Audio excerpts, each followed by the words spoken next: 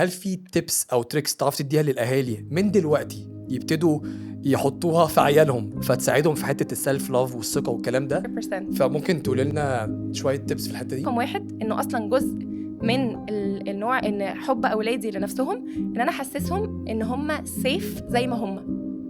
ما بقاش طول الوقت حاطة تركيزي إن أنا أغيّر فيهم حاجة، حتى لو أنا عندي مثلًا حاجة عايزاهم يشتغلوا عليها أو حاجة عايزاهم يحسّنوها، إن الحاجة دي ما توصلش بطريقة إنه الحاجة دي من غيرها أنت في شرط.